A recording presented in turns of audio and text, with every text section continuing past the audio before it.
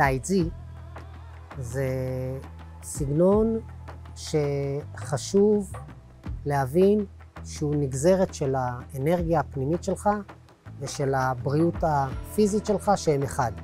המטרה בעצם היא להביא אותך לאיזושהי שלמות שתביא אותך להתנהלות מאוזנת יותר בחיים.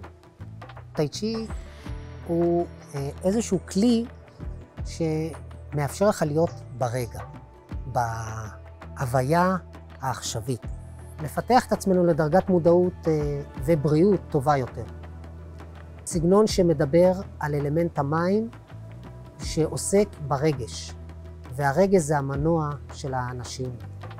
הגיע מוודן, שזה ההר הקדוש בסין, ששם לפי המסורת התפתח הדאואיזם. דאואיזם מסתכל על הדברים בצורה הרמונית, כלומר שיש צורך להגיע לאיזושהי התאמה או הרמוניה עם החיים.